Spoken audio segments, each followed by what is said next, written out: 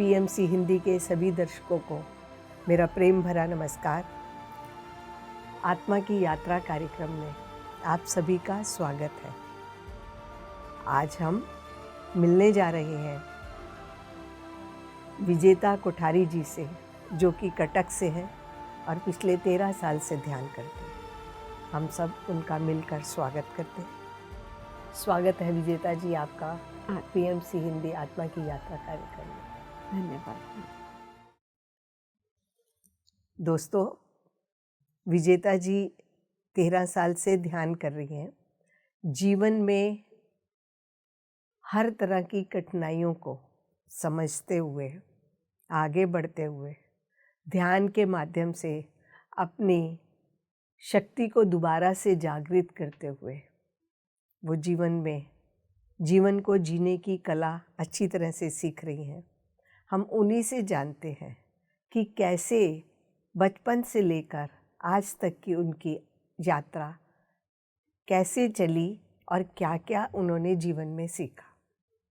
विजेता जी, एक बार पुनः आपको नमस्कार। हम जानना चाहते हैं कि इस धरती पर आत्मा का जो जन्म हुआ, आपका जीवन कैसे था? आप परिवार में माता पिता के साथ कैसे अपने भाई बहनों के साथ रहती थी? यहाँ पर जीवन हमारा बहुत साधारण जीवन था। हाँ। अच्छा था, एक पीसफुल लाइफ थी। हम लोग 3 भाई बहन, एक सिंपल फैमिली, सिंपल रिलीजियस, और जो बोलते हैं ना, दूसरों की मदद करना, चैरिटी हमारे दादाजी से है। तो एक पीसफुल लाइफ रही मेरी छोटे में, बचपन में। भाई बहनों के साथ भी मेरा बहुत अच्छा ही था। हम अच्छे से खेलते करते, सभी साथ में स्कूल जाते करते, अच्छी लाइफ थी हमारी। आपके जीवन में क्या बचपन से ही आपने मनी के पॉइंट ऑफ व्यू से या सुख सुविधाओं के पॉइंट ऑफ व्यू से आपने अपने आप को सरप्लस पाया या नॉर्मल रूटीन में आपके जीवन रहा? हम जैसे भी लाइफ थी, एक सेटिस्फाइड लाइफ, कि भाई एक बड़ा बंगला हो, गाड़ी हो, ऐसा कुछ नहीं था। लेकिन जितना भी था इट वाज इनफ, और उसमें एक सेटिस्फैक्शन वो कंप्लीट था। कभी ऐसे नहीं लगता था कि इस चीज़ की कमी है। हम भाड़े में ही रहते थे, लेकिन कभी नहीं लगता था कि हमारा अपना घर नहीं है, कभी नहीं आता था। लगता था अपना ही घर है। तो किसी भी चीज़ को, किसी भी मटीरियलिस्टिक चीज़ों के लिए एक डिससेटिस्फैक्शन की कमी कि ऐसा हो, वैसा नहीं था। एक सेटिस्फाइड लाइफ थी। विजेता जी, जैसे आप 3 भाई बहन थे, आपका परिवार था और आप रह रहे थे, सभी जितनी ज़रूरतें हैं वो सब चीज़ें आपके पास थी। तो आगे आपके पढ़ाई में क्या था? आप किस चीज़ में इंटरेस्ट रखते थे? पढ़ाई में जब हम लोग स्कूल जा रहे हैं, हम उस समय वहाँ पर कॉन्वेंट स्कूल हमारे शहर का सबसे अच्छा टॉप स्कूल था। उसमें एडमिशन मुझे इसीलिए नहीं मिल रहा था क्योंकि मेरी मम्मी को इंग्लिश नहीं आता था। और मेरी मम्मी ने सिंपल एक किताब पढ़ के 10 दिन में इंग्लिश बोलना सीखा। और वो मतलब प्रिंसिपल इतनी इम्प्रेस्ड कि इसीलिए मुझे एडमिशन मिला, क्योंकि इसकी मम्मी 10 दिन में इंग्लिश बोलना सीख सकती है, तो इसके बच्चे को तो पहले एडमिशन मिलना ही चाहिए। इस बेसिस पे मुझे एडमिशन मिला था वहाँ पे। अच्छा स्कूल था, एनवायरनमेंट भी बहुत अच्छा, गर्ल्स स्कूल था हमारा। आपका कुछ बचपन में कोई हैबिट ऐसी थी जो आप लेकर चल रही थी और आपका उसमें सुधार किया गया, या फिर आपकी लाइफ में वो एक ट्रैक बना आपको आगे बढ़ने के लिए? ऐसा कुछ इंस्टेंस था आपका? मैं जब छोटी थी, मैं अंगूठा चूसती थी, और जब राइट हैंड जब मुंह में है तो फिर मेरा लेफ़्ट हैंड यूज़ करती थी लिखने के लिए। कुछ भी हर काम में मैं पूरी तरह से लेफ़्ट हैंडेड थी कम्प्लीटली। तो फिर अब जब बच्चा लेफ़्ट हैंड यूज़ कर रहा है तो उसको करेक्ट कर फिर राइट हैंडेड करना पड़ता है। तो फिर हाँ वो एक मेरी लाइफ में करेक्शन आया कि नो वी राइट हैंडेड, तो वो मेरे लाइफ में करेक्शन आया था। तो वो थोड़ा सा पेनफुल था क्योंकि मुझे रोका जा रहा था जो मैं कर रही थी, मुझे लेफ़्ट से राइट करना है, तो थोड़ा सा पेनफुल था, लेकिन वो मुझे इतना डीप पेन भी नहीं दे रहा था, वो थोड़ा पेनफुल था, लेकिन बस उसको भी मैंने बहुत एकदम बोलते ना कि एकदम आराम से एक्सेप्ट कर लिया, ओके बस वैसा ही था। तो आपको आराम से हाँ हर चीज को एक्सेप्ट करने में आसानी होती थी। हाँ हर चीज़ को मतलब ओके इट्स ओके, हर चीज़ को इट्स ओके, थोड़ा सा पेनफुल भी होता था इट्स ओके, वही वो था वो मैं जब छोटी थी तो। जब आप छोटे थे तो बहुत वही मतलब वहीं से आपका स्वभाव शुरू हो गया कि जो भी कुछ है हाँ उसको ठीक है, हाँ इट्स हाँ चलिए उसको इजी इजी उसको हाँ, ले लिया। हाँ स्मूथ एक्सेप्ट। तो आपने अभी धीरे धीरे अपनी पढ़ाई शुरू करी, कोई और क्रिएटिव एक्टिविटी जो आप बचपन से करती थी, कुछ ड्राइंग, कुछ म्यूजिक या बाहर खेलने के लिए कोई आपको गेम पसंद थी, उसके बारे में हमें बताइए। ग्रेजुअली जैसे जैसे बड़ी होने लग गई तो मैं बहुत ज़्यादा धीरे धीरे एकदम साइलेंट होने लग गई। मैं हेल्पफुल नेचर है, सबसे बात कर रही हूँ, फ्रेंड से हेल्प कर रही हूँ, हेल्पिंग नेचर है बस उतना ही, और जहाँ क्रिएटिव एस्पेक्ट आता है तो मैं क्रिएटिविटी करना चाहती हूँ लेकिन मैं अवॉइड कर रही होती, मैं नहीं कर रही थी। अच्छा लगता था ड्राइंग करना लेकिन करती नहीं थी। आउटडोर एक्टिविटी स्कूल में स्पोर्ट्स होते, गेम्स होते, हाँ बस ऐसे बस पार्टिसिपेट कर लेती थी, मतलब एक होता है ना एक एंथुसियाज्म, एक जोश के साथ वो नहीं होता था, लेकिन बस ऐसे कर लेती थी, बस जस्ट अपने आप को और एक्सप्लोर नहीं करती थी। मैं बहुत साइलेंट, बस अपना काम, पढ़ाई हो गई बस आ गए घर हो गया, बस उतना ही लगता था, जितनी बस उस समय जितनी ज़रूरत है उतना काम किया फिर हो गया बस।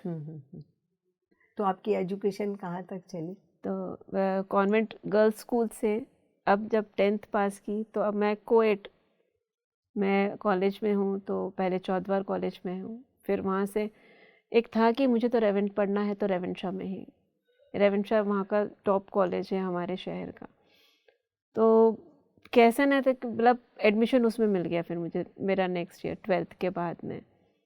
लेकिन एक इसमें भी एक गर्ल्स स्कूल से होते हुए एक कोएट में जाना, मतलब मेरे इसको भी मैंने बोला ना बहुत इजी एक्सेप्ट, इट्स ओके, हम लड़कों के साथ बैठ सकते हैं, हम लड़कों के साथ पढ़ सकते हैं, हम उनके आसपास घूम सकते हैं।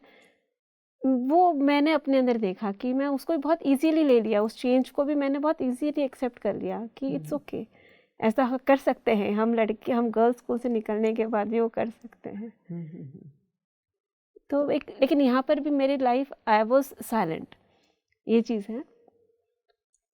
स्कूल से एक फ्रेंड बन गई वर्षा, तो फ्रेंडशिप उसी से थोड़ा सा बोलते हैं ना, उसी से मेरी लाइफ में एक फ्रेंड का एक जो स्पेस था वो फिल इन हो गया, तो जो फ्रेंडशिप उसी ने ही बना कर रखी है अभी तक, तो एक उसके वजह से एक है कि जो स्पेस एम्प्टी नहीं रहा वो भी फिल इन हो गया। फ्रेंड का एक जो दोस्त का वो था, वो वहाँ से आपकी फीलिंग पूरी हो गई। हाँ। तो आप अपनी क्या बातें शेयरिंग में लेके आते थे कि तब भी नहीं लाते थे उसके साथ? बहुत थोड़ा बहुत शेयरिंग, लेकिन हाँ बस ऐसे बस उसके साथ में टाइम बहुत अच्छा स्पेंड होता था हमारा, साथ में कॉलेज, साथ में ट्यूशन, और ऐसे भी कुछ भी हम लोग हर चीज़ कुछ भी हम लोग स्टडी से रिलेटेड और रिलेटेड हम सब डिस्कस करते थे, तो वैसे अच्छा था। लेकिन बोलते हैं ना अपने डीप विदिन से कुछ शेयर करना, वो लेकिन इतना नहीं था। ऑल्दो उसकी तरफ से बहुत ओपननेस था, लेकिन वो ओपननेस मेरे तरफ से बहुत कम था। आप शेयरिंग नहीं करते थे। वो मेरे तरफ से बहुत कम था। लेकिन वंडरफुल रिलेशनशिप, बहुत ब्यूटीफुल हमारी फ्रेंडशिप जो अभी तक है उसके बदौलत। विजेता जी, जैसा कि ये आपके ज़्यादातर पेरेंट्स पहले ज़माने में यही सोचते हैं कि लड़की ने पढ़ लिया चलो अब इसकी शादी कर देते हैं, तो आपके जीवन में भी ऐसा ही हुआ क्या कि आपकी और इच्छा थी पढ़ने की या नौकरी करने की? सब मेरे पेरेंट्स से ज़्यादा तो मेरी दादी को था कि मैं इसकी शादी देख लूँ। मेरी दादी को बहुत ज़्यादा था। लेकिन ये उनके डिज़ाइन में नहीं था। मैं ग्रेजुएशन के सेकेंड ईयर में थी जब उन्होंने जब शरीर त्याग दिया था। तो इसको भी मतलब पूरे बचपन से जिसके साथ मैंने पला बढ़ा और जिसके इर्द गिर्द मेरी पूरी ज़िंदगी चलती थी, वो जब वो भी जा रही है तो मैं वहाँ भी देख रही हूँ कि मैं उसको भी इट्स ओके, ये भी एक पार्ट है लाइफ का। उसको भी मैंने बहुत एक स्मूथली मैंने एक्सेप्ट कर लिया। वो भी एक एक्सेप्ट, हर चीज़ को, हर सिचुएशंस को मैंने ग्रेजुअली लाइफ में यही देखा है कि बस जो हो रहा था मैं एक्सेप्ट कर रही थी उस अपनी लाइफ को। तो उसको भी मैंने बहुत एक डीप अटैचमेंट होते हुए भी, क्योंकि अगर मेरी दादी कहीं भी जा रही है तो यही था कि मेरी दादी गई है तो मुझे जाना है। अब उसमें अगर वो 10 दिन के टूर पर भी है तो मैं स्कूल छोड़ कर जाती थी क्योंकि वो जा रही है।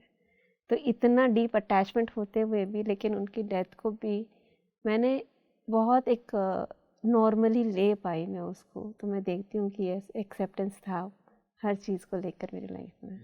मैं अब ये जानना चाहती हूँ, ठीक है आपकी ये नेचर तो थी कि आप उसको फुल्ली एक्सेप्ट कर लेती थी, परंतु क्या अंदर से कोई भाव उठते थे आपको? आप बाहर की परिस्थितियों में एक्सेप्ट कर लेती थी, क्या आपने कभी फील किया है कि इसके पीछे आपके कोई भाव होते थे और आप उसके साथ आपको जूझना पड़ता था, फिर एक्सेप्ट करना पड़ता था, या आप नॉर्मल तरीके से ही एक्सेप्ट करते थे? कहीं कहीं पर लॉजिकल माइंड सपोर्ट कर देता था, तो एक ज़्यादा उसमें उलझती नहीं थी। जब हम देखते हैं कि ये चीज़ें हर इंसान की ज़िंदगी में आती हैं, ये लॉजिकल माइंड बोल रहे थे तो ये तो हर इंसान की ज़िंदगी में आता है, तो लॉजिकल माइंड थोड़ा सा हेल्प कर देता था उस चीज़ को एक्सेप्ट करने के लिए, क्योंकि वो तो हर इंसान की ज़िंदगी में आता है। तो वैसे ही फिर चैलेंजेस तो छोटे मोटे आते थे, बस वही होता था, लॉजिकल माइंड बोलता है तो ये तो सबके साथ होता है। तो बस अगर सबके साथ होता है तो फिर ठीक है। ठीक है, मेरे साथ हो गया तो भी कोई बात नहीं। या जैसा कि आपने पढ़ाई भी कर ली और आपकी जैसे कह रहे हैं दादी की डेथ के बाद आपकी ग्रेजुएशन, उसके बाद ग्रेजुएशन भी पूरी हुई और आपकी मैरिज के लिए जी सब तैयारी करने लगे। अब तो हो गई, अब तो ग्रेजुएशन ग्रेजुएशन भी हो गई। तो अपनी मैरिज के बारे में बताइए। तो दादी के जाने के बाद अब जब पेरेंट्स पर रिस्पॉन्सिबिलिटी है तो अब सब वो चालू हो जाता है कि भाई इसके लिए देखें। तो बस पापा उसी में थे। फिर उसमें भी बहुत सारे चैलेंजेस थे कि भाई जो ज्योतिष जन्मपत्री मिलनी चाहिए और होना चाहिए, सब मैच होना चाहिए। तो ये थोड़ा बहुत बड़ा चैलेंज हो गया था क्योंकि मैच प्रॉपर नहीं आ रहा था। उसके बाद जब कहीं पर मैच हुआ है तो बोलते हैं ना कि दोनों की रजामंदी दोनों तरफ से, तो वो एक सेकंड चैलेंज हो जाता था। तो ये थोड़ा सा एक बहुत काफ़ी लॉन्ग पीरियड लग गया था इसमें। तो फिर उसके बाद में मेरी बैंगलोर में शादी होती है। तो वो एक बहुत बोलते हैं ना कि एक बहुत एक बोलते हैं एक अचानक से कुछ प्रपोजल आता है, आप देखते हो और सभी कन्विंस हो जाते हैं, एवरीवन आर सेटिस्फाइड एंड वो बस हो जाता है, वो जट मंगली पर ब्याह वाला बात हो जाता है। तो वैसे मेरी शादी हुई थी, फर्स्ट मैरिज। तो आप मैरिज के बाद बेंगलोर चली गई? जी जी जी, उसके बाद में हम बेंगलोर ही रहते हैं। हाँ, तो बेंगलोर में आपकी फैमिली, यहाँ उसके बारे में हमें कुछ बताइए। हाँ, तो फिर वो he was the eldest one, तो मैं वो उस फैमिली में फर्स्ट शादी थी वो। तो उसके बाद बोलते हैं ना कि लाइफ नॉक करता है, that it is not your design. तो वो नॉकिंग स्टार्ट हो गई हमारे रिलेशनशिप में, और हमारे लाइफ में चैलेंजेस आने लगे कि कंपैटिबिलिटी नहीं है और सब आने लगे। तो ये नॉकिंग तो चालू हो गया था कि नेचर का, that this is not your design. उसके बाद नेचर बहुत काइंड मेरे लिए कि जो डिवोर्स भी जो हो जाता है, एक पीसफुल डिवोर्स, एक म्यूचुअल अंडरस्टैंडिंग के साथ डिवोर्स, और उसके बाद अपने एक दूसरे की लाइफ में इंटरफेयर ना करना। तो nature is being kind in that way also to me. तो उससे भी मैं फिर वहाँ से निकली। वो वहाँ से हमारी ज़िंदगी अलग हो गई और उसके बाद वापस मेरी ज़िंदगी शुरू हो गई और उसमें भी थोड़ा काफ़ी टाइम चला गया। लेकिन जब बोलते हैं ना कि एक सोसाइटी का थॉट होता है कि बेटी है ससुराल जानी चाहिए, तो अब यहाँ मुझे दिखता था थोड़ा सा मेरे पेरेंट्स के लिए कि नहीं, वो पेन है, सोसाइटी भी जब बोलती है तो वो और ज़्यादा पेनफुल होता है। तो उसके बाद मैंने डिसाइड किया नहीं, शायद मुझे शादी कर लेनी चाहिए। और ये सेकंड अपॉर्चुनिटी भी जो होती है, ये भी एक all of a sudden opportunity होती है कि एक प्रपोज़ल आता है हमारे रिलेशन में और इतना क्लोज रिलेशन होता है, तो फिर एक ट्रस्ट भी है। तो ये भी एक बोलते हैं ना कि एक अचानक से झट मंगनी पट ब्याह वाला वैसा ही सीन होता है, वापस ये भी सेम होता है और एक सेकंड लाइफ शुरू हो जाती है मेरी। तो वैसे ही हो जाता है इसमें भी। अब इसमें ऐसा हो जाता है कि एक बड़ी फैमिली होते हुए भी मैं अकेली रहती हूँ, क्योंकि मेरे हस्बैंड वो सूरत में काम करते हैं और फैमिली बीकानेर रहती है। अब इसीलिए मतलब एक बोलते हैं ना कि एक अपने पूरे परिवार के साथ रहने का मुझे बहुत कम मौका मिलता है। सिर्फ दिवाली के पास 15 दिन, क्योंकि उस समय स्कूल की छुट्टी होती है और डायमंड मार्केट सूरत में बंद होता है, तो वही एक अपॉर्चुनिटी होती थी कि yes I can be with the complete family. क्योंकि राजस्थान के समर्स को मेरे लिए बहुत मुश्किल होता था, इसलिए मैं समर वेकेशंस में कभी नहीं जाती थी। तो बस वो लोनलीनेस बहुत मुझे लगता था कि I am alone, there is no one with me, वो बहुत लगता था।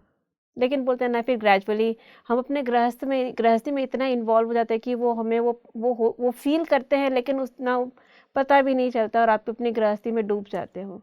तो वैसे ही फिर मेरी लाइफ चालू हो जाती है। उसी दौरान मैं प्रेग्नेंट भी हो जाती हूँ, मेरा बेटा हो जाता है और बस वैसे ही चलता रहता है।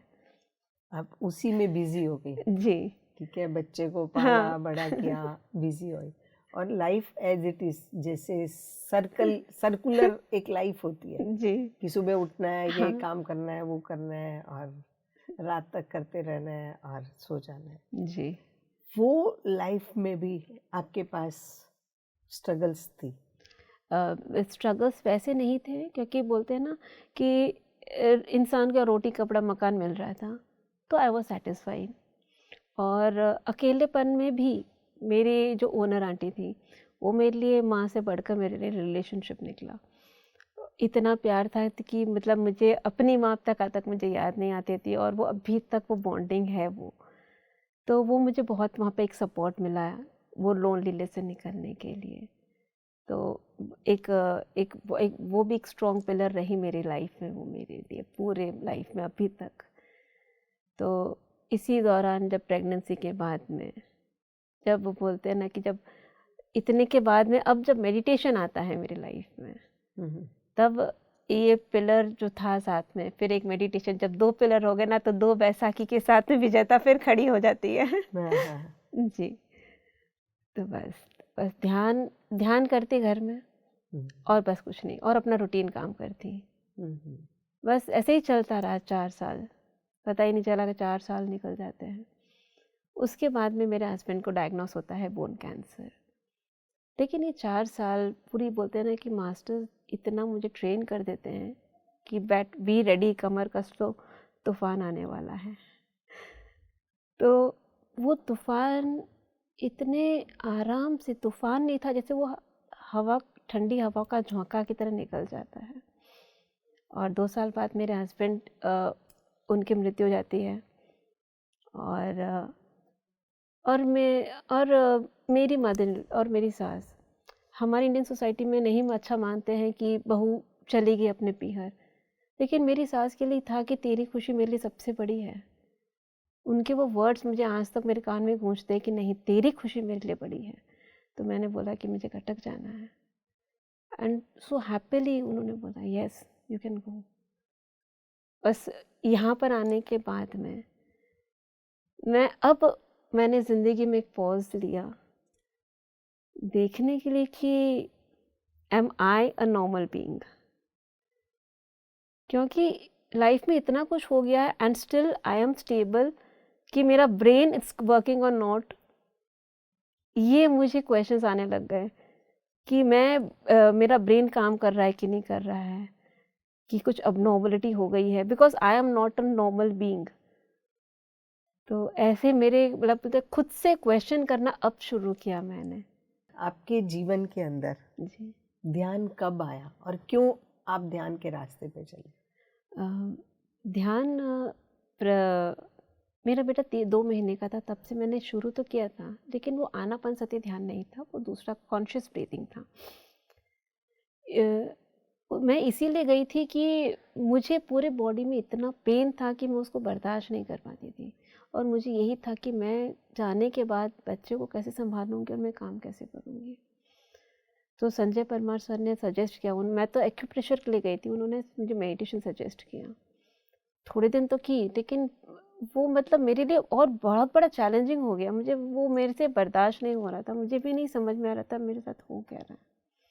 वहाँ पर एक ब्रेक हुआ कॉन्शियस ब्रीदिंग का, और फिर वापस जब तक मेरा बेटा 3 साल का होता है ना, तब मेरी मम्मी मुझे मेडिटेशन में इंट्रोड्यूस करती है और बोलते ना नहीं करना है, हाँ करूँगी करूँगी करूँगी, और बस मेरी मेडिटेशन की जर्नी शुरू हो गई। वैसे हुआ बस। ऑल्दो मैं किसी से एसोसिएटेड नहीं थी, मैं स्वाध्याय नहीं कर रही, कुछ नहीं कर, लेकिन एवरी डे मेडिटेशन कम से कम 2 से 3 घंटे, कभी 4 घंटे भी होते थे। एवरी डे एक वो मैं करती थी, वो सिंसियरली मैं हर रोज़ करती थी। मैं सिर्फ ये एक चीज़ बोलते ना कि मैं एक धागा पकड़ कर रखी थी, तो बस यूनिवर्स ने मेरा हाथ थाम लिया। तो आपका जैसे कि हस्बैंड की भी डेथ हो गई, ठीक है, आपने ध्यान भी शुरू किया हुआ था, तो आपने इस डेथ को कैसे लिया? पहले तो मैं ये समझने की कोशिश कर रही थी कि मेरे में अबनॉर्मलिटी है या नहीं।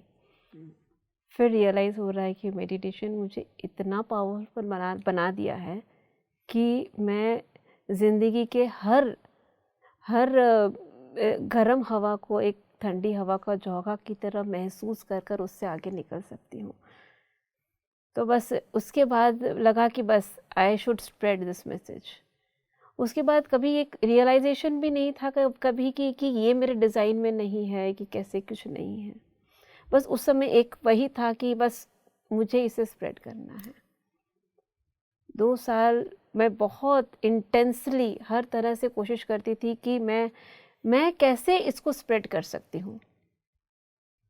खुद को भी नहीं, ऐसा नहीं था कि मैं सेल्फ ग्रोथ के लिए भी कुछ करूँ। सेल्फ ग्रोथ को भी एक वो नहीं आता था, बस यही आता था कि मैं इसको बस मुझे स्प्रेड करना है, क्योंकि मेरे सोच के परे ये निकला कि मेडिटेशन इतना कुछ कर सकता है। तो बस यही था कि बस मुझे ध्यान प्रचार करना है। और बस कोरोना पीरियड जो था, उससे जस्ट पहले मेरा एक इंट्रोडक्शन होता है, एक और मास्टर है आनंद जोगलेकर। अब जब रियलाइजेशन के बाद ध्यान प्रचार कर रही हूँ, तो सिर्फ प्रचार कर रही हूँ, लेकिन मैं खुद को नहीं देख रही हूँ, मेरी सेल्फ ग्रोथ को नहीं देख रही हूँ, मैं उसके लिए कुछ कर भी नहीं रही थी। और तभी यूनिवर्स एक नॉकिंग मास्टर भेज देता है, आनंद जोगलेकर। एक अचानक एक मुलाकात हो जाती है एक मेडिटेशन से इवेंट में, हरीश भैया की एनिवर्सरी के दिन उनके घर में। एक थोड़े गैप के बाद हमारी दोस्ती होती है। वो हमेशा मुझे एक बोलते हैं ना कि लुक टू योर सेल्फ, आप ध्यान प्रचार कर रहे हो, लेकिन लुक टू योर सेल्फ। हमेशा वो नॉकिंग मास्टर मुझे हमेशा नॉक करता है, लुक टू योर सेल्फ। ऐसे क्वेश्चंस पूछता जिसका मुझे पता नहीं होता था, और मैं वो जवाब देती तब वो होता था कि हाँ, from where did you get the answer. तो हमेशा वो मुझे कोशिश करते थे to connect with yourself. बस उसी मतलब वहीं पर ही थोड़ा सा अपने आप की तरफ देखना, अपने सेल्फ एवोल्यूशन को भी देखना, तब उसका थोड़ा थोड़ा एक समझ आई, थोड़ा सा उसकी वैल्यू समझ में आई।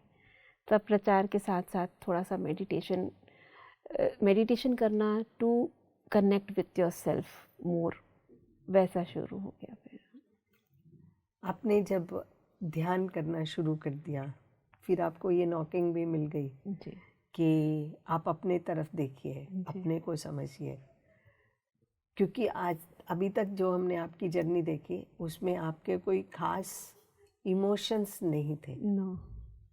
बट जब आपने अपनी तरफ देखना शुरू करा तो आपको लगा कि हाँ, आपके जो स्क्रीन है उस पे और भी बहुत चीज़ें लिखी हुई हैं जो आपने उसको मिटानी है ताकि कुछ और जीवन में समझ आए। ऐसा कोई अनुभव आया आपके सामने? अब मेरे सब ज़्यादा लैकिंग मुझे दिख रहा था कि मैंने अपने आप को और ज़्यादा क्वालिफाई नहीं किया। अरे मुझे तो सेल्फ डिपेंडेंट बनना था, मैंने सेल्फ डिपेंडेंट बनने के लिए मैंने कुछ नहीं किया। अब सब दिख रहा है कि मैंने नहीं किया। अरे मुझे ड्राइंग करना था, मैंने ड्राइंग नहीं किया। अब सब दिख रहा है मुझे कि अरे मुझे तो डांस सीखना था, मैंने डांस नहीं सीखा। तो अरे मुझे तो म्यूज़िकल इंस्ट्रूमेंट्स बजाने थे, मैंने तो वो भी नहीं सीखा। सब अब मुझे रियलाइज़ हो रहा है कि मुझे जो करना था मैंने नहीं किया। तो एक दो डांस क्लासेस मैंने ज्वाइन किए। ओके, वैसे मुझे गरबा बहुत पसंद है, नहीं आता जैसे भी है, लेकिन हाथ पैर उछालती थी सूरत में। तो मैंने गरबा का एक क्लास किया तो okay, yes I did it. थोड़े थोड़े ड्राइंग घर में कभी कभार करती थी। ओके, मेरे बेटे के सारे प्रोजेक्ट्स मैं ही कर डालती थी, मेरे सारे कसर उसमें निकाल देती थी। तो वो एक मेरा क्रिएटिव फील्ड जो मैंने जिसको मैंने ओवरलुक किया, तो उसको एक पूरा करने की कोशिश करती थी। क्योंकि ये जब मैं अपने आप को देखने लगी, अरे मुझे ही करना था, मैंने नहीं किया, तो वो वैसे होने लगा फिर। तो जब आपने अपने को देखा कि हाँ ये मैंने नहीं किया और मुझे करना था, तो उसके साथ आपका मन और माइंड दोनों जुड़ गए?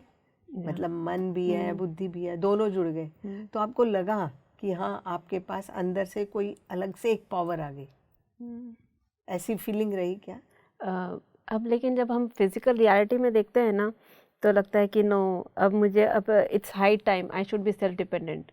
मैं देख रही हूँ मेरा बेटा है, I should be self dependent. और तो यहाँ पर अब थोड़ी सी खींचतान हो जाती है कि I should train myself और I should earn for myself. तो एक थोड़ी सी खींचतान रहती थी मेरे अंदर थोड़ा सा। फिर लेकिन मैं अपने आप को फिर हमेशा एक surrender, the universe has the plan and has designed everything, I have to just be ready for the unfolding.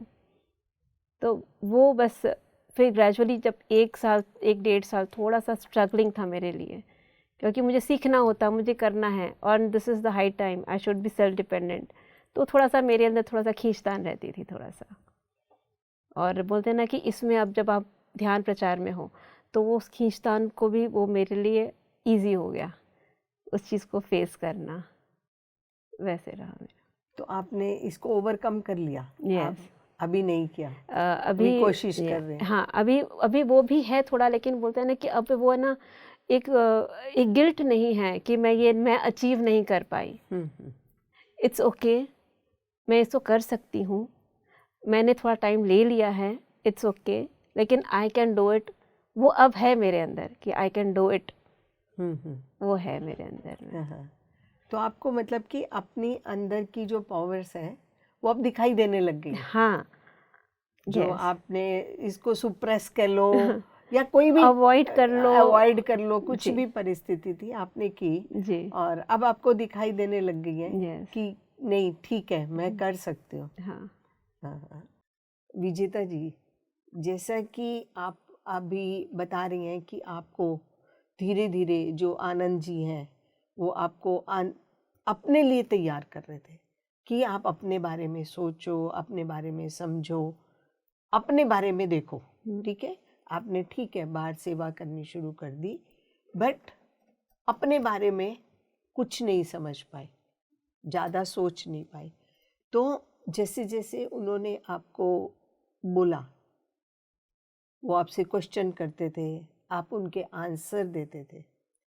जब आप आंसर देते थे वो आंसर एक्यूरेट भी होते थे, ठीक है, परंतु आपको इंटरनली ये समझ नहीं आ रही थी कि आंसर आपका कहाँ से आ रहा है। जी, ठीक है, तो उनके बार बार क्वेश्चन करने से, इसलिए हमेशा हमारे आसपास जो परिस्थितियाँ या जन आते हैं हमारे संपर्क में, वो हमें कुछ न कुछ सिखाने के लिए आते हैं, जी, हमारे आगे की बात के लिए।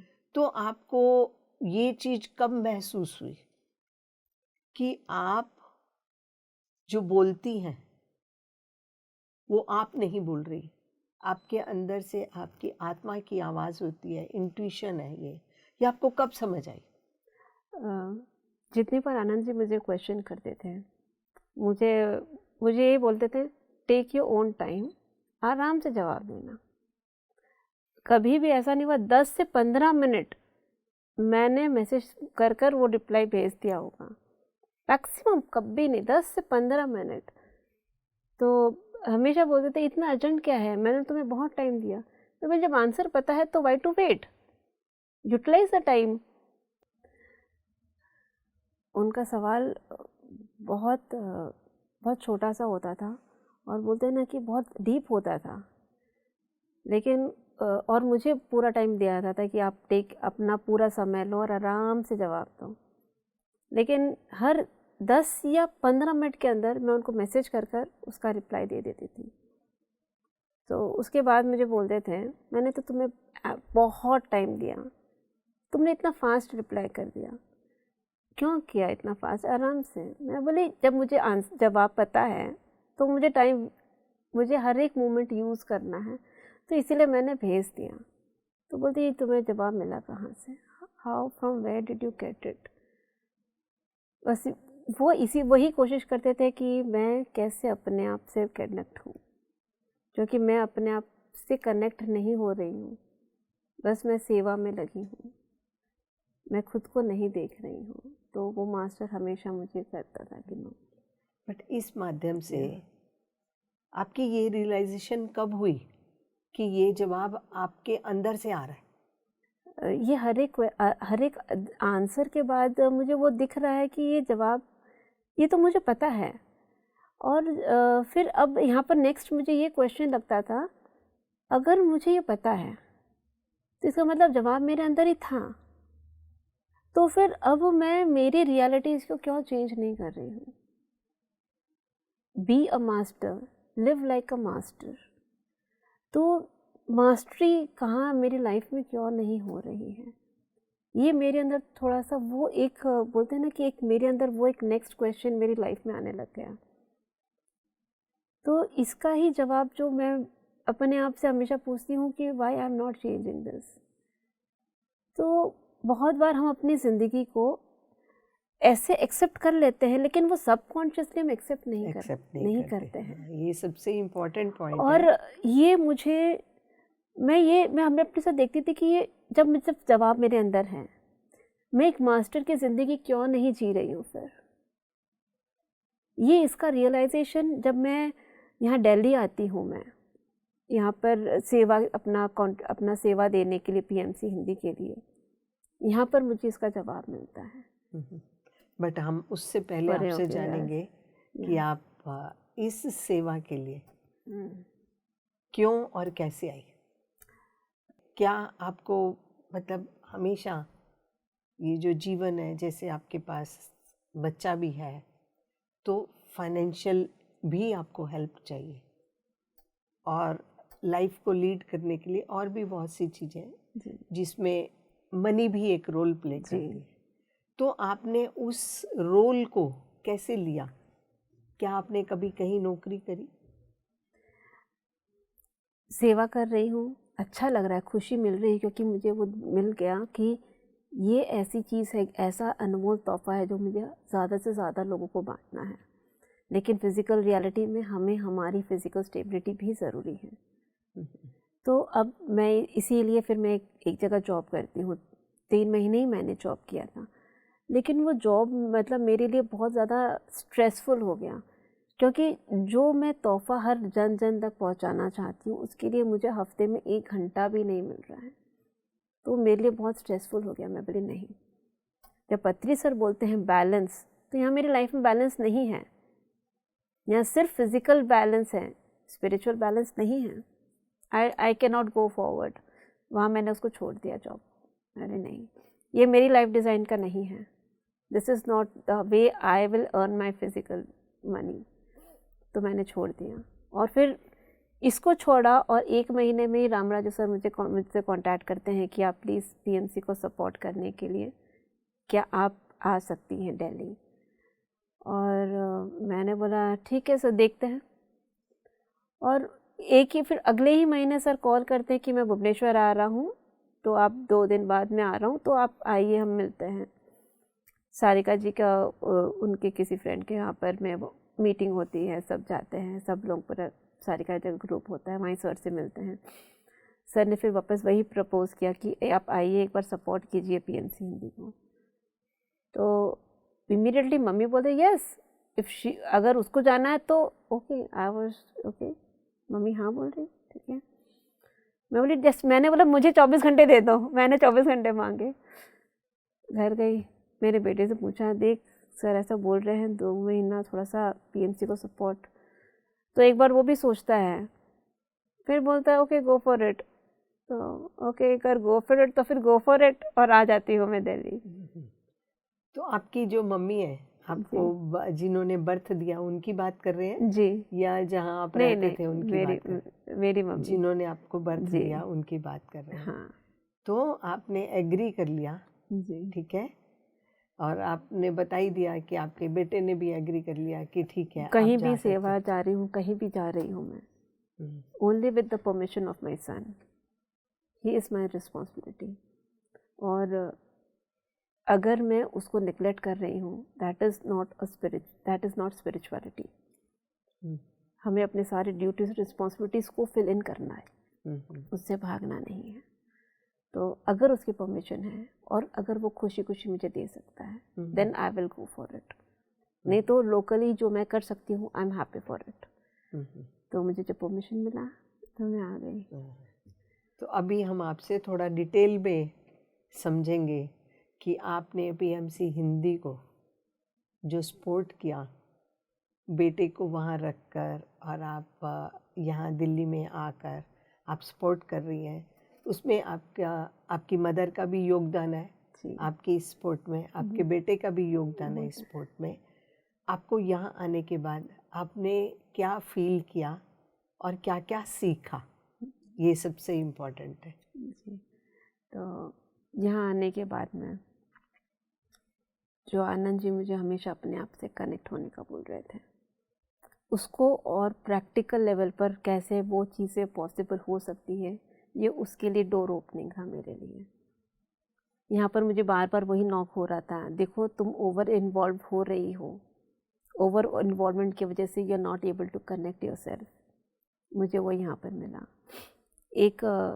एक जो फ्रेंडशिप वाला जो स्पेस था, जो वर्षा ने फिल इन किया था, वो मेरी वो वैसे फ्रेंड हुई थी। अब यहाँ पर मुझे और एक फ्रेंड मिलती है, दीपिका, जो मुझे हर एक मोमेंट पे वो बोलते हैं ना कि प्रैक्टिकली जो मैं इस चीज़ को आनंद जी की गाइडेंस में भी मैं जो अपने प्रैक्टिकली जो मैं उसको नहीं ला पा रही थी, तो यहाँ पर नेक्स्ट मास्टर मुझे लाइफ में आ जाते हैं, वो दीपिका जी आती है। तो मुझे वेट भी जाता, take a pause over here, look to yourself, यहाँ पर तुमको भी मेडिटेशन की ज़रूरत है, यहाँ तुम्हें पॉज की ज़रूरत है, यहाँ ओवर इन्वॉल्वमेंट हो रहा है, यहाँ पर you are not actually enjoying the life, या ओवरलुकिंग द एन्जॉयमेंट। तो वो हर जगह मुझे पुल करती है पीछे से, वापस मुझे टान के पीछे ला देती है कि no, take a pause, again restart. तो वो मेरे लिए जो look connecting to myself at practical level, यहाँ मुझे दीपिका जी का सपोर्ट मिलता है। और वैसे यहाँ पर वसंता मैम, अलेख्या, सभी का ही मुझे बहुत अच्छा सपोर्ट मिला। और जो एक बोलते हैं ना, एक पूरा एक वो फैमिली एटमॉस्फेयर, वो love and everything, love support in every ways, वो तो मिला। और उसके साथ जो दीपिका जी का जो सपोर्ट था, तो बोलते हैं ना कि वो सोने पे सुहागा वाला काम हो गया। तो वो मुझे प्रैक्टिकल लाइफ, जब प्रैक्टिकली जो मैं अप्लाई नहीं कर पा रही थी, तो वो प्रैक्टिकलिटी में मैं आ गई जी।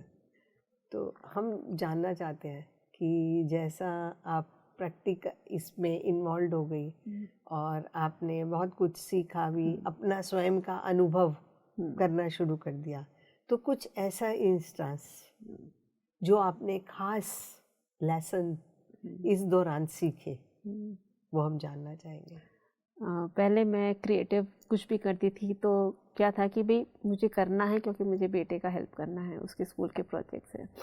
अब यहाँ पर मैं खुद बैठकर ड्राइंग, पेंटिंग, करती थी वो खुद के लिए करती थी, क्योंकि मुझे करना है, मेरे लिए करना है। तो मेरा क्रिएटिव एस्पेक्ट आया यहाँ पर। मैं बहुत सारे कलर्स, एवरीथिंग, सब कुछ लेकर आकर, सब कुछ लाकर मैं यहाँ पर करने लगी। मैं, मुझे बहुत अच्छा, yes I can be creative. जो मेरा क्रिएटिविटी देखना चाहती थी वो मुझे मिला। और अपने आप को ओवर इन्वॉल्वमेंट से अपने आप को उसको करेक्ट करना, बैलेंस करना, yes, उसको हर चीज़ हर जगह में बैलेंस लाना है। आई कैन किसी भी चीज़ को एंजॉय करना, क्योंकि मैं I was just going it, I was just going through life, I was not enjoying the life. Yes I want to enjoy, आज मैं फिल्म जाऊँगी, यस आज मुझे गाना सुनना है, यस आज मुझे मस्ती करनी है। मस्ती अभी तक मुझे सीखना है और अच्छे से करना, लेकिन यस अब मैं बोलती ना कि अब मैं उस चीज़ के लिए yes I will do it, I must enjoy life.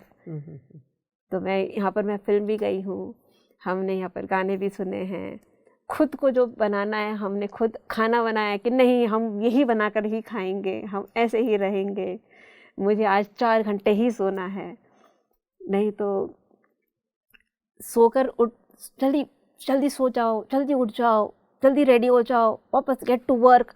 बोलते हैं ना कि जैसे एक मिलिट्री की तरह, मिलिट्री में टाइम हो गया उठ जाओ। No, this is you are a normal human being, enjoy the life. ज़िंदगी में पहली बार मैंने 12 बजे नहाया है यहाँ पे, और मुझे सिर्फ बहुत मज़ा आया कि आज मैंने 12 बजे नहाया है यहाँ पे। तो मुझे बहुत अच्छा लगा कि yes I can enjoy life and it is easy to enjoy life and I can do it. तो वो यहाँ पर मैं प्रैक्टिकली मैं कर पाई उन सब चीज़ों को, मैं फील कर पाई उस चीज़ों को। आपने जैसे कि अभी बता रही हैं, तो एक जब हम सेवा करनी भी शुरू करते हैं, हम सिर्फ उसको अपनी एक ड्यूटी समझ के नहीं, उस सेवा को भी इंजॉयमेंट के माध्यम से, कि हमें उसमें भी आनंद मिले, उसमें भी सुकून मिले, शांति मिले, हाँ, अपने उसको इस तरीके से इंजॉय किया। तो यहाँ पर जब मैं सब देख रही हूँ, जैसे मैं एंजॉय कर रही हूँ लाइफ, समझ में आ रहा है इट इज़ ईजी। मैं यहाँ पर आई थी मेरा कंट्रीब्यूशन देने के लिए पीएमसी हिंदी में, लेकिन यहाँ पर समझ में आया एक्चुअली में जो मैं इतने साल ध्यान प्रचार कर रही हूँ, मैं लोगों को कुछ गिफ्ट दे रही हूँ, मैं लोगों के लिए कुछ कर रही हूँ, यहाँ मेरा मिथ टूट जाता है कि ये मैं दूसरों के लिए, किसी के लिए कुछ नहीं कर रही हूँ, जो कर रही हूँ मैं मेरे खुद के लिए कर रही हूँ। I am serving my self, मैं खुद को ही सर्व कर रही हूँ, खुद को ही ग्रो कर रही हूँ, मैं किसी और के लिए कुछ नहीं कर रही हूँ। मैं खुद को और बेटर बना रही हूँ, खुद को और ब्यूटीफुल बना रही हूँ, खुद को ही ब्लिसफुल बना रही हूँ, खुद को ही पीसफुल बना रही हूँ, मैं किसी और की ज़िंदगी को कुछ नहीं कर रही हूँ। तो ये सेवा एक्चुअली हम फिज़िकल रियलिटी में हम दूसरों की सेवा है, लेकिन वो दूसरों की नहीं, वो खुद की सेवा है। वो ये जिस दिन रियलाइज़ हो जाए तो यही सबसे उत्तम काम आ जाएगा कि आप माध्यम बन गए उस यूनिवर्स के, उस एनर्जीज के, या आपने अपने को इस लायक उसने समझा, यूनिवर्सल एनर्जीज ने, कि वो आपके माध्यम से फ्लो करती है। बट ये तभी होता है जब आप सरेंडर करते हैं। यस, यहाँ पर हमने एक था कि मैं तो यहाँ सेवा करने ही आ रही हूँ, तो एक था ही कि भी what best I can do, मैं और अपना क्या बेस्ट दे सकती हूँ। मैंने जितना जो फिज़िकल लेवल पर जो भी नॉलेज मैंने गेन किया है फिज़िकल स्टडीज़ से और से, तो उसका मैं कितना बेस्ट मैं यहाँ पर अप्लाई कर सकती हूँ। जब वो स्पेस था तो वो मैं वहाँ पर जितना जो कर सकती हूँ मैं वो कर रही थी, लेकिन करने के बाद समझ में आया कि यस जस्ट डू इट। एक बात है कि क्योंकि आप यहाँ पर किसी और का कुछ भी नहीं कर रहे हो, आप जो कर रहे हो खुद के एवोल्यूशन के लिए कर रहे हो, खुद के ग्रोथ के लिए कर रहे हो। तो इसलिए जस्ट जो आपको यूनिवर्स आपको जो मौके दे रहा है, जस्ट उसको एक्सेप्ट कर लीजिए, जस्ट एक्सेप्ट इट, क्योंकि उससे आपके अंदर जो ग्रोथ आएगा वो आपके सोच के परे होगा। क्योंकि यूनिवर्स आपके लिए एक बहुत बड़ा फिल्म बनाया है, और लेकिन अगर आप हॉल में ही नहीं जाओगे तो फिल्म कैसे देखोगे? तो आपको हॉल में तो जाना ही पड़ेगा, सिनेमा हॉल में। तो बस जो भी अपॉर्चुनिटीज़ अगर आ रही है लाइफ में, तो ये समझ जाओ कि एक बहुत ब्यूटीफुल आपकी लाइफ की एक बहुत ब्यूटीफुल फिल्म स्टार्ट होने वाली है। तो जस्ट उसको जस्ट गो फॉर इट, उसी को उसी दिन बस रेड ग्रीन सिग्नल दिखा दो। हाँ, पकड़ लो उसको, यस उस अपॉर्चुनिटी यस, को। जी जी। और अपने आगे आने वाली अपनी खुशियों के प्रति या अपने नए रास्ते के प्रति आप ओपन हो जाते हो। हाँ, कि आपको और आगे क्या मिलने वाला है। Yes. और आगे क्या मिलने वाला है। तो ये यात्रा तो एक अनंत की यात्रा है। एक और चीज़ पूछनी थी, जैसे कि आप इन 3 महीनों के अंदर जी आपने बहुत से लोगों से बात करी, जी, बहुत से मास्टर से बात करी, हाँ इवन जो मास्टर अभी नया नया आया हाँ। है या उससे भी बात करी। तो आपको क्या लगा कि उन मास्टर से बात करके आप जो क्वेश्चंस और आंसर्स देते हैं उसमें आपका कोई एक्सपोजर हुआ, ऐसा कोई आपका अनुभव हो तो बताएं। बहुत बार जब मैं लोगों से बात करती, बोलते हैं ना कि जैसे कि ना वो जैसे एक यूनिवर्सल फ्लो में महसूस करती थी। जैसे जो मास्टर्स के मैसेज जो बोलते हैं ना कि यूनिवर्स हमेशा आपको बोल रहा है लेकिन हम भी नहीं सुनते हैं।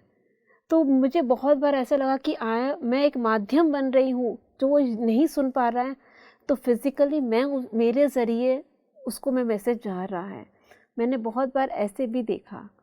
और बोलते हैं ना कि जो अब मैं जैसे अपने आप को ओवरलुक कर रही थी, तो मैंने यही देखा बहुत सारे लोग जिन्हों से मैं बात कर रही हूँ, तो वो भी कहीं कुछ अपने आप को ओवरलुक ही कर रहे थे। तो जैसे जो मैंने एक्सपीरियंस के थ्रू मैं जा रही हूँ, तो वैसे ही लोग मुझसे बात कर रहे हैं और मैं उनको बोल रही हूँ जस्ट कनेक्ट विद योरसेल्फ, कि okay you connect with yourself. वो क्योंकि मैं उस एक्सपीरियंस से गुजर चुकी हूँ, मुझे समझ में आ रहा है। आपका अपना अनुभव बन चुका जी, है। वो मेरा अनुभव। और जब एक अनुभव बोलता है तो वो सामने वाले व्यक्ति के डीप में जाता है, टच ये करता है यस। उसको। तो इसीलिए पत्री सर, इसी से मुझे समझ में आया कि पत्री सर क्यों बोलते हैं शेयर योर एक्सपीरियंस। इससे मुझे एक्चुअली यहाँ पर मैं रियलाइज, एक हम सर बोले हैं और हमें वो करना है, वो एक हो जाता है एक्सपेक्ट। अब सेकंड होता है कि आप उसे रियलाइज करो कि ये क्यों बोल रहे हैं सर। मैं डिस्कनेक्टेड हूँ, मैं अपनी तरफ से कनेक्ट हो रही हूँ, सामने वाले को बता रही हूँ कि यस कनेक्ट विद योरसेल्फ, और वो उसके डीप में जा रहा है। ओह वाओ, इसीलिए सर बोलते हैं शेयर योर एक्सपीरियंस। तो हमें अपने शेयर्स करने ही चाहिए, ईच एंड छोटे से छोटा एक्सपीरियंस, क्योंकि वो ठीक उसी को ही रिसीव होगा जिसके लिए वो ज़रूरत है, उसके लिए जिसको ज़रूरत है जी। और जब हम अपने अनुभव शेयर करते हैं दूसरों के साथ, हाँ, तो कुछ ऐसे ब्लॉकेजेस भी होते हैं या जो अभी भी हमारे अंदर होते होता है, हैं और एक्सप्रेस करने से हाँ, वो खुलकर बाहर आ जाते हैं। या तो इसलिए एक्सप्रेस अपने को बताना, लोगों को बताना, एक अपने को एक्सप्रेस करना। एक क्वालिटी आपने और सीखी होगी, मुझे जैसा आपका अनुभव लगता है, कि हम दूसरा बाहर वाला कुछ भी कह रहे हैं बट हम उसको पेशेंसली सुनते हैं, उसको रिप्लाई देते हैं। तो आपकी एक क्वालिटी और पेशेंस लेवल बढ़ता है। क्या आपने इसका अनुभव किया? यस, बढ़ता है। ये भी जब हम कोई एक क्वालिटी सीखते हैं तो ग्रेजुअली उसके ऊपर मास्टरी हम थोड़ा सीखते हैं, फिर वो नहीं हो रहा है, फिर हम वापस उसमें और इम्प्रूवमेंट लाते हैं। तो ग्रेजुअली ये फेज़ कि सामने वाले को सुनना है, उसको समझना है और फिर रिस्पॉन्ड करना है हमें। एवरीवेयर यूनिवर्स वही बोलता है, just respond, not react. Yes, only respond. तो यस, वो चीज़ थोड़ा अब मैं देख रही हूँ। यस, मैं लोगों को सुन रही हूँ, क्योंकि मैं लोगों को बस ध्यान सिखा रही थी। अब मैं लोगों की बातें सुन रही हूँ, उनको समझ रही हूँ, अकॉर्डिंगली उनको गाइड कर रही हूँ। जो यूनिवर्स उनको जो बोलना चाहता है, मैं वो मेरे ज़रिए जो यूनिवर्स तक उसका मैसेज जा रहा है वो देख रही हूँ। फिर दिखता है मेरे अंदर कहीं कहीं रिएक्शन तो आ जाता है, ओके वेट, रिएक्शन हो रहा है, again go to the respond mode. तो ये भी एक बहुत ब्यूटीफुल तरीके से, बहुत मज़ेदार तरीके से मैं सीख रही हूँ। बहुत अच्छा लग रहा है इसको सीखना मुझे।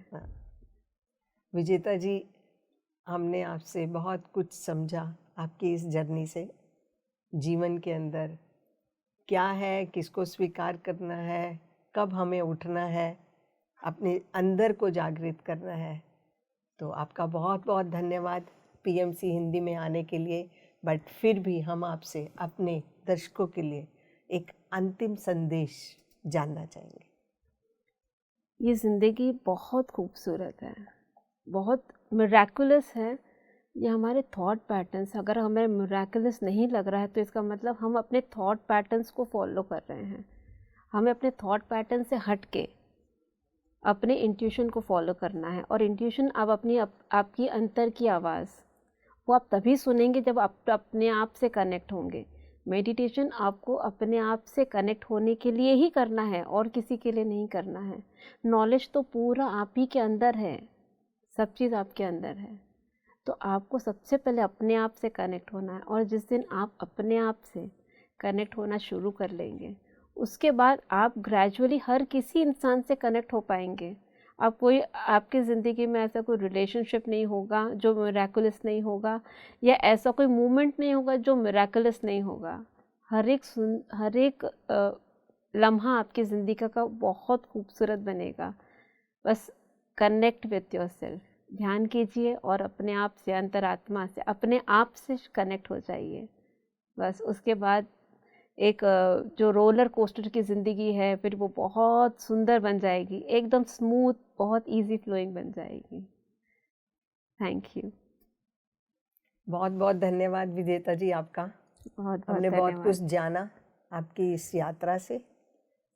आपका बहुत बहुत धन्यवाद करते हैं पीएमसी हिंदी में आने के लिए। आपका बहुत बहुत धन्यवाद थैंक यू। मुझे इस अपॉर्चुनिटी के लिए कि मैं अपना एक लम्हा जो ज़िंदगी का जो शेयर कर पाई। धन्यवाद। दर्शकों, हमने विजेता जी की इस यात्रा से बहुत सी चीज़ें गहराई में सीखी है। पहली चीज़ कि जीवन में जो भी मिलना है वो स्वीकार करिए। अगर आपके जीवन में वो नहीं लिखा तो आप कितनी बार भी उसका प्रयत्न करें तो आपको नहीं मिलेगा। कोशिश करिए अपने आप को समझने की, अपने कर्मास को समझने की। ध्यान के माध्यम से ये सब कुछ हमें समझ आ जाएगी। जितना ध्यान करेंगे उतनी आपकी जागरूकता बनेगी और आप आगे बढ़ते चलेंगे। एक और इम्पॉर्टेंट चीज़ है कि सेवा करिए, ठीक है, बट सेवा के साथ साथ अपने आप को अपने अंदर जाने की पूरी कोशिश करिए। ज़रूरी नहीं है कि आप बाहर भागने से, दूसरों को सिखाने से सीख जाएंगे। जब तक आप अपने अंदर नहीं जाएंगे, अपने साथ कनेक्ट नहीं होंगे, तब तक आपके अंदर से वो ऊर्जा नहीं आएगी जो दूसरों को इम्पैक्ट देगी। तो प्रयत्न करिए, स्वयं के साथ जुड़िए, स्वयं को जानिए, आनापानासती ध्यान करके जुड़िए रहिए पीएमसी हिंदी के साथ। आत्मा की यात्रा कार्यक्रम में हम फिर मिलेंगे एक नए मास्टर के साथ। तब तक के लिए आज्ञा चाहते हैं। बहुत बहुत धन्यवाद आप सबका।